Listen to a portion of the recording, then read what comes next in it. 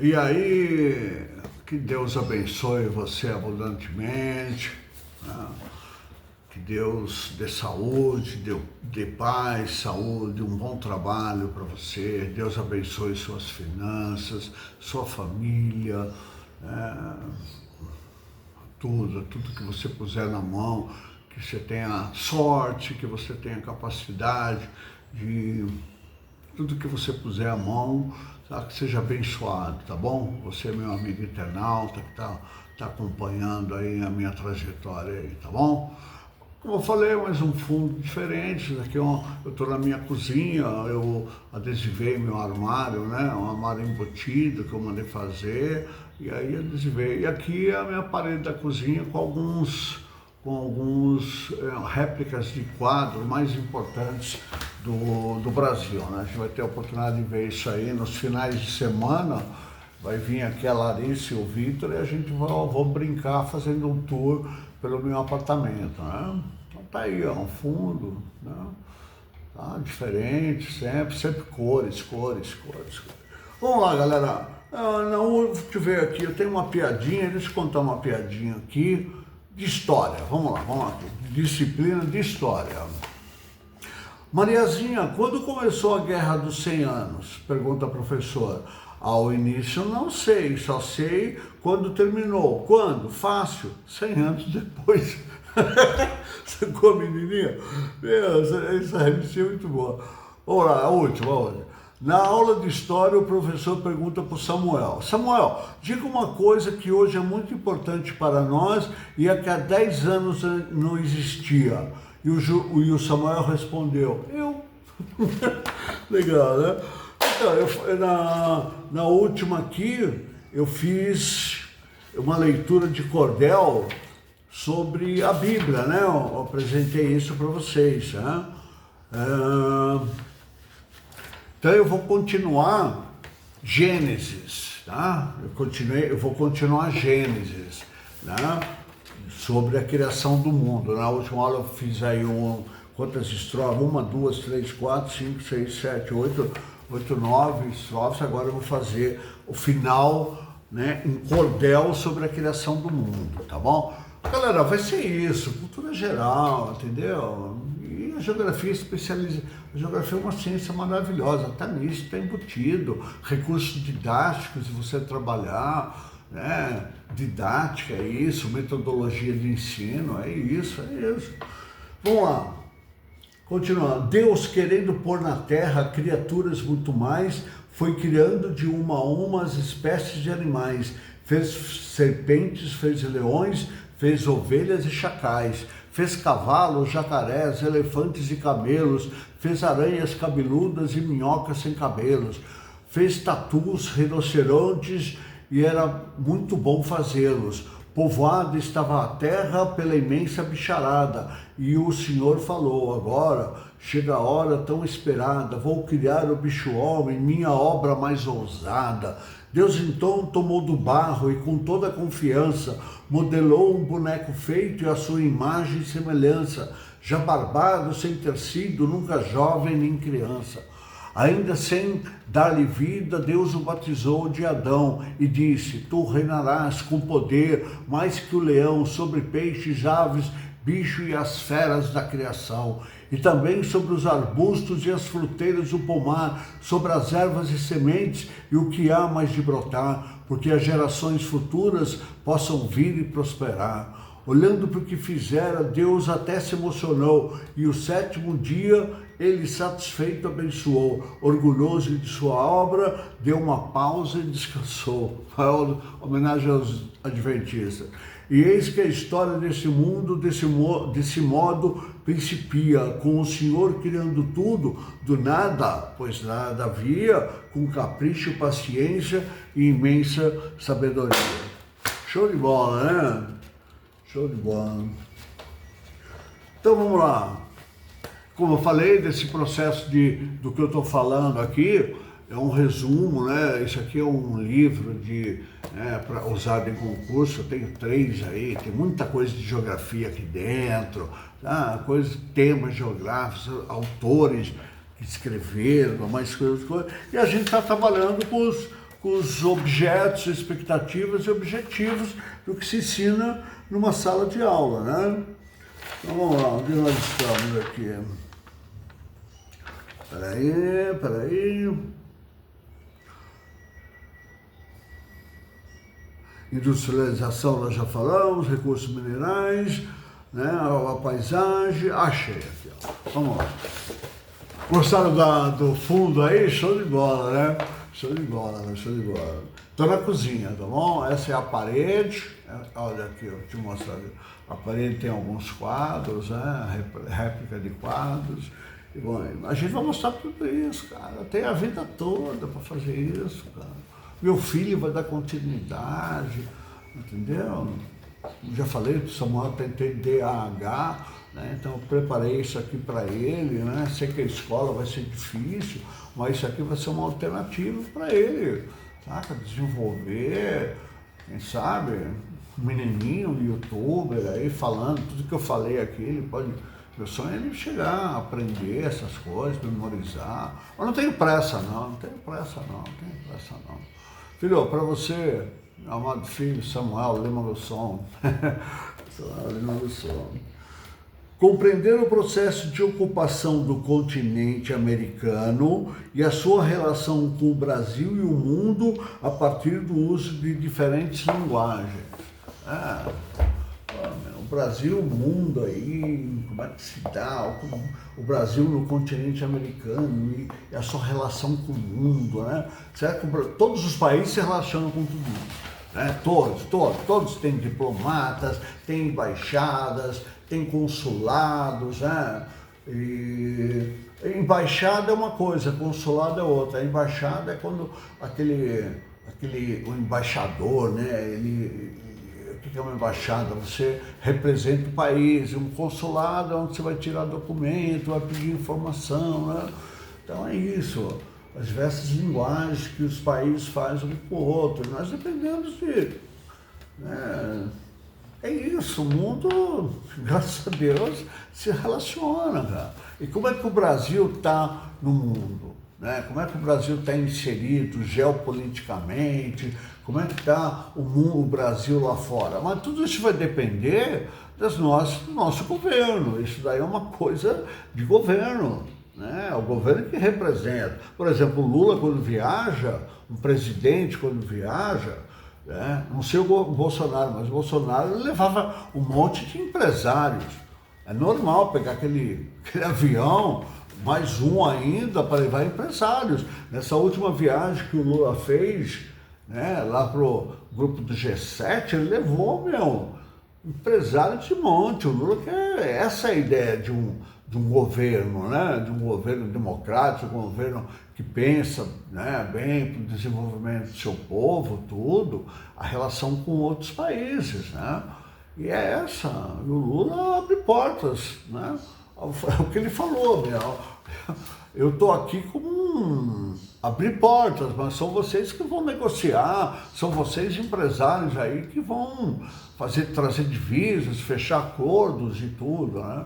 E o Brasil, né, sempre foi um país que teve uma diplomacia que nunca teve em guerra, depois só teve a guerra do Pará. O Brasil não se mete em guerra, né? O Brasil é um país pacífico, dentro da ONU, os seus discursos é de reconciliação, né?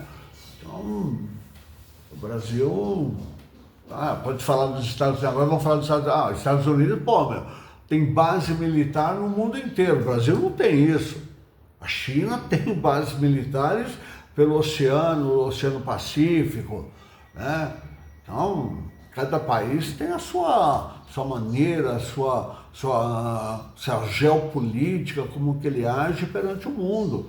E os Estados Unidos, é o país que representa o mundo, o maior exército, onde estão os maiores prêmios nobres do mundo, né? Indústria de tecnologia, de informação, inteligência artificial, vão lá, o Vale do Silício, né, cara?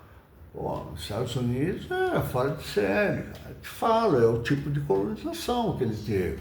Foi uma colonização por protestantes, Aí nós tivemos uma colonização pelos católicos. Já falei que eu não tenho nada contra o católico, a pessoa, mas contra o catolicismo eu tenho muita coisa. Eu podia elencar aqui um monte de coisas que não faz sentido. Primeiro, batismo de criança. Eu não concordo com isso, não acho legal, cara. Eu fui batizado quando eu fui criança, eu sei disso. Naquela época toda criança era católica, nascia católico, né? Era lei do Estado, né? Isso era lei, né? Tá bom? Então é isso, então se dá esses relacionamentos aí. Compreender a formação da estrutura agrária e as políticas agrícolas. Nossa, o que a gente podia falar, a questão da agricultura, né? Talvez uma das primeiras profissões do homem, né? Ele começou como caçador, coletador, né? Coletador de ficar pegando semente, fruta, caçador, e aí quando ele começa a se agrupar, começa a se utilizar a terra, plantar, ele vê que dá, e aí ele começa a parar naquele lugar por causa da agricultura. Falar, se eu plantar isso aqui, daqui 2 meses eu vou ter alimento. Então, a primeira coisa era saciar a questão do alimento, água e produção de alimento, né? E o teto, a residência, né? Essa era a base dos nossos ancestrais. Estou falando aí coisa de 10 mil anos atrás. Eu nasci há 10 mil anos atrás e não tem nada nesse mundo que eu não saiba demais.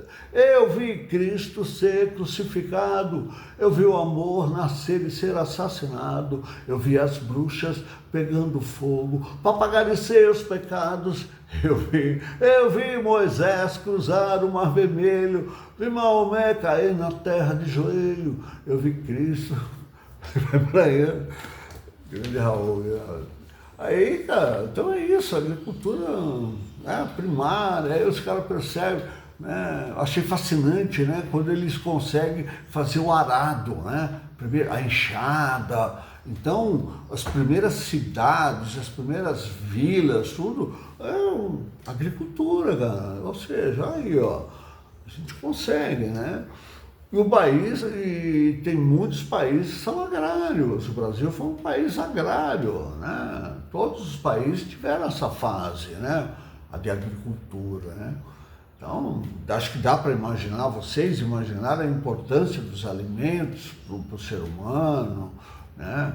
Graças a Deus nós somos aquelas pessoas, pô, eu fiquei tão triste ver no Rio Grande do Sul pessoas que perderam plantações de milho, plantações de coisas assim, de produtos da cesta básica brasileira, né? Os agricultores do Rio Grande do Sul, sei lá o que eu posso dizer, minha consideração, meu respeito, né? A todos os produtores, os pequenos produtores, aqueles até do movimento sem terra, que conseguiram, né? Hoje produzem, né? Nosso Homem da Terra, tinha uma música de Dom e Ravel, né? Viva o homem da terra, né? Então, as pessoas que vivem da agricultura, muito bonito, sertanejo. E aí a gente tem as músicas, né? As músicas sertanejas, que são músicas raízes, né? E elas vão se modificando. Teve o sertanejo rural, né? Raiz. Hoje nós temos o sertanejo que é universitário, tem um sertanejo, né? E vai por aí. Eu tive uma chácara, meu amigo. O que eu curti em Juquitiba é uma cidade rural, eu curti mais de quase 40 anos da minha vida, minha chácara no meio rural. Tudo bem que eu não plantava, eu não plantava nada, né? Mas eu observava a paisagem, né? Tinha tudo isso daí, vi onça, vi veado, tucano, jararaca, vi tudo isso aí, cara. Plantei um sítio no sertão de Juquitiba, 2 pés de Guataíba, caju, manga e cajá. Fiz tudo aqui sozinho, nem um pé de passarinho veio a terra semear. Agora veja, compadre, a safadeza, começou a mavadeira. Todo bicho vem pra cá, não plantou capim, né? Baboiaba na raba, eu tô virado no diabo, tô retado. Então, vamos lá. Utilizar recursos de escrita, de observação, leitura e registro em procedimentos de pesquisa. Isso aqui isso aqui é aula para ensino fundamental, ensino médio, ensino do superior, pós-graduação, tudo. Perceberam a coisa aqui, ó? Vou revelar. Utilizar recursos de escrita, de observação, leitura e registrar em procedimentos de pesquisa. Cara, podia ficar só isso. Vocês estão entendendo todas essas coisas? Cada item desse aqui, eu estava pensando, eu podia abordar numa aula em 30 minutos, mas eu não, entendeu? Falei, não, vou jogar, eu acho que as pessoas, só com isso, elas já captam qual é a mensagem, qual é a preocupação, qual é a expectativa de aprendizagem, qual é o objetivo, a metodologia que ela pode ver, né? Então, acho que aí cabe para todas as ciências, né? Trabalhar a questão de escrita, observação, leitura, registro, né? Uma pós-graduação, vai tudo em cima disso daí.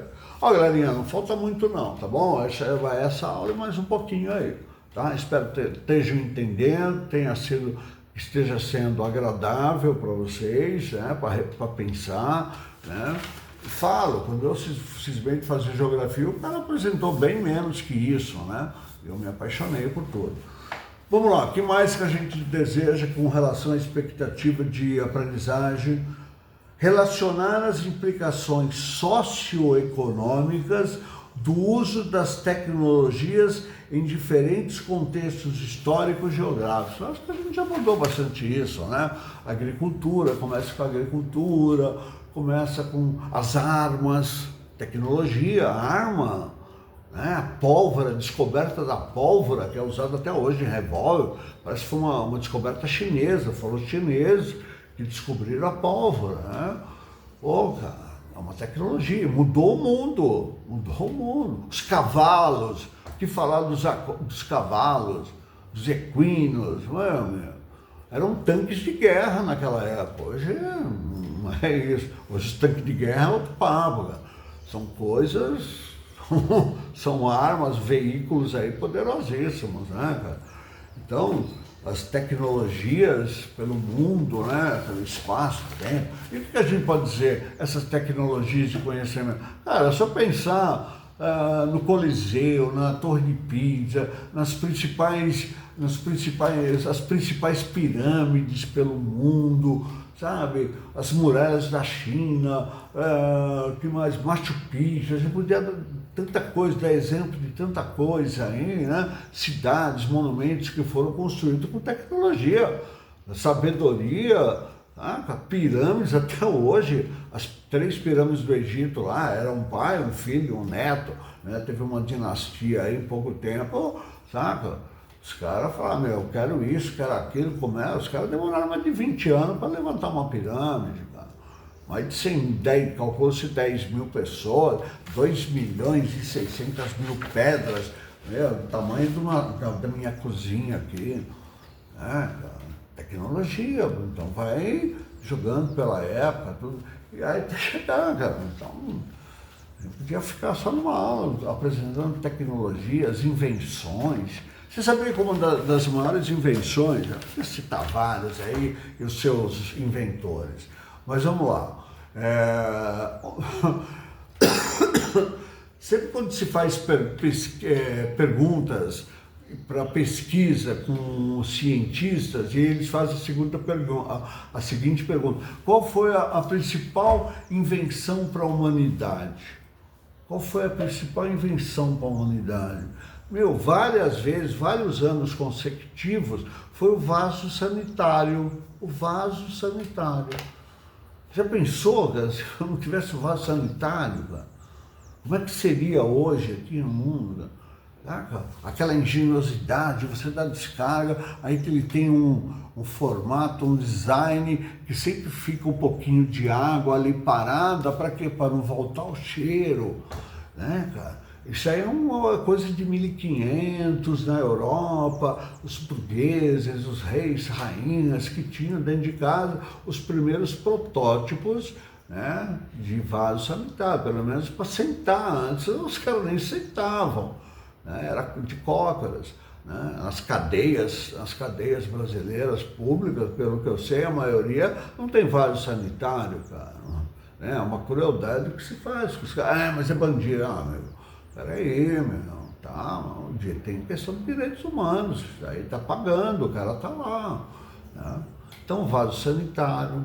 Uma outra coisa também que considero, uma coisa simples. E você não imagina o quanto evitou de doença pelo mundo a questão do vaso sanitário, cara. Revolucionou a questão sanitária, médica, né? Vírus, doenças, né? A propagação das festas. Jogavam festas na rua, enterravam, né, cara? É isso aí, cara. Então, se a gente for falar de tecnologia... Então, outra invenção, parece boba o que eu vou falar, né? Mas a escova de dente, cara. Com esse nylon que a gente tem, que você usa, você fica, sei lá, troca de um mês, 2 em 2 meses, isso é coisa recente, cara. Mas o homem sempre teve, a humanidade sempre teve essa noção de limpar os dentes, né? Inventar o palito, né? Mas não se tinha, saca, a tecnologia das escovas de dente, era cerda de porco, começou com umas coisinhas de cerda de porco, depois evolui para o nylon, né? Isso é recente, cara, isso é recente.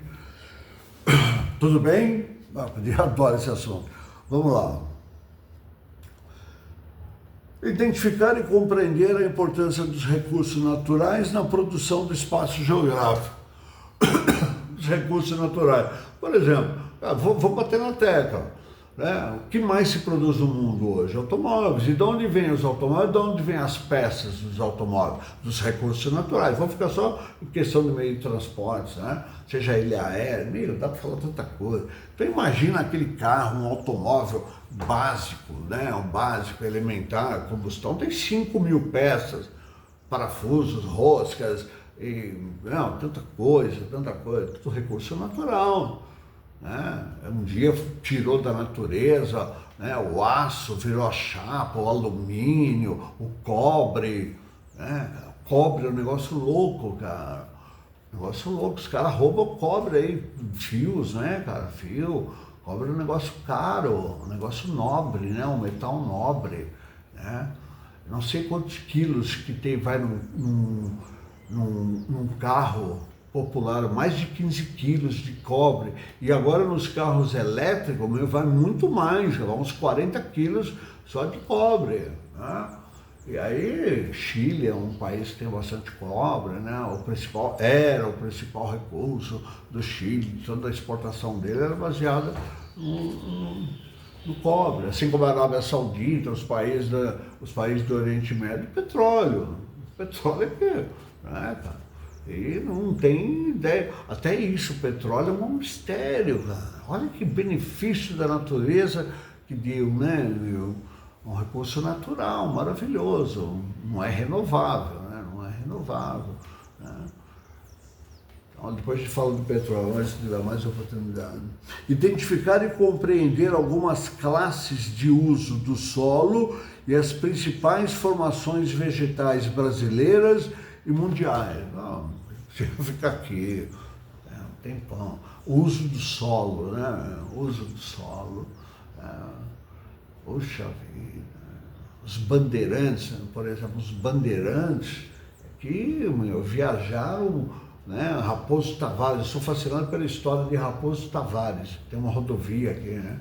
Eu tenho um livro só dele, viu? O cara circulou, conheceu o solo brasileiro de ponta a ponta, chegou a catalogar, aqui dá isso, aqui dá aquilo, tal, nas suas viagens.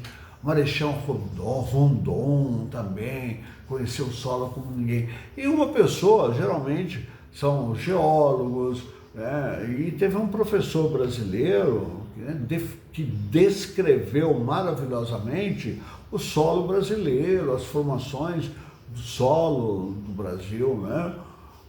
O professor Aziz Absaber, né?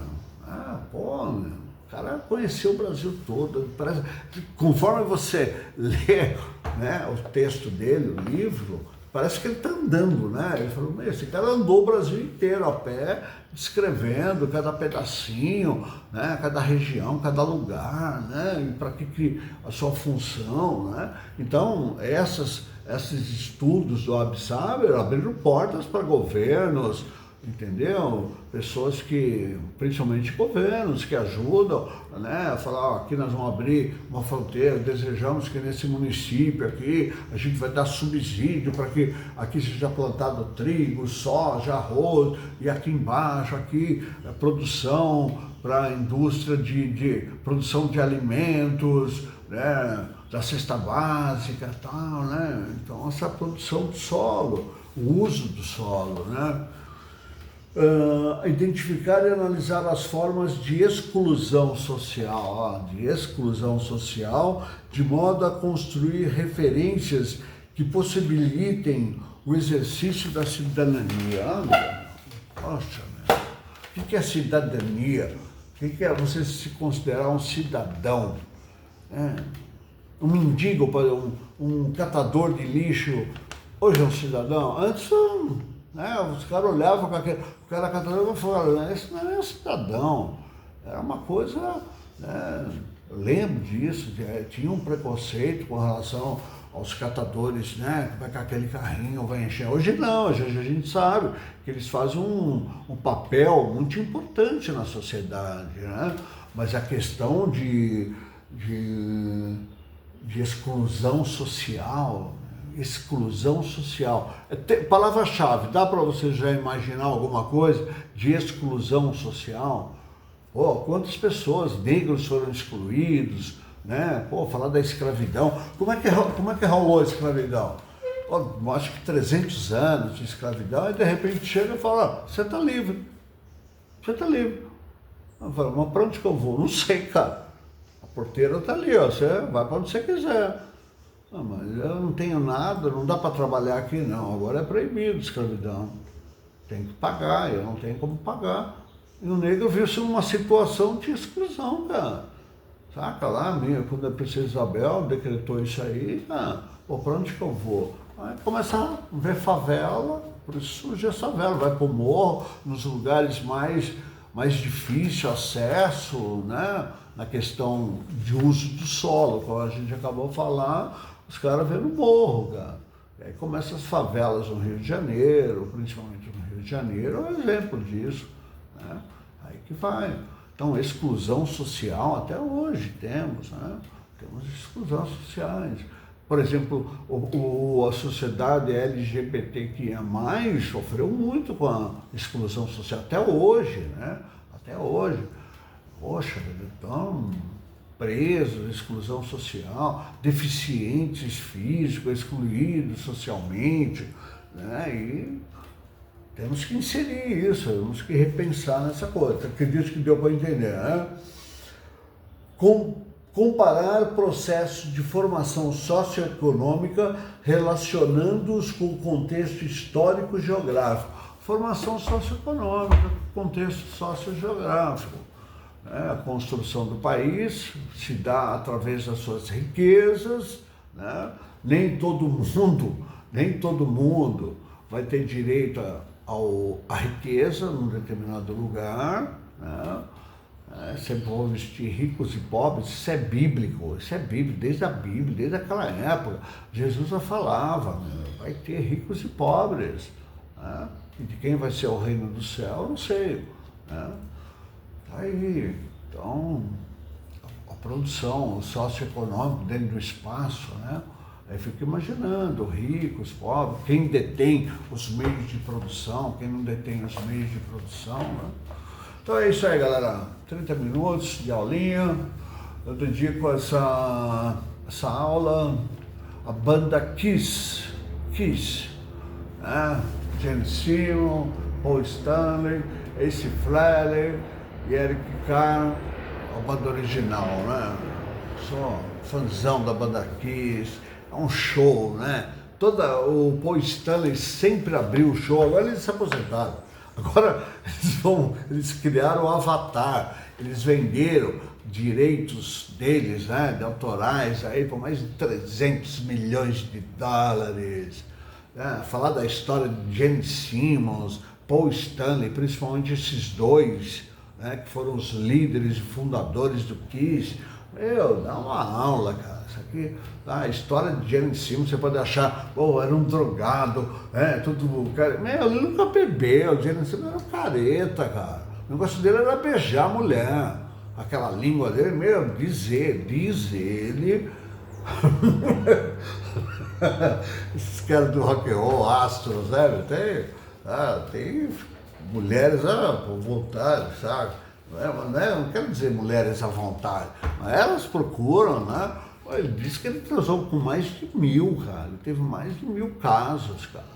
É um recorde no mundo artístico, né? Mas teve um programa, um reality show com ele, com a família, né?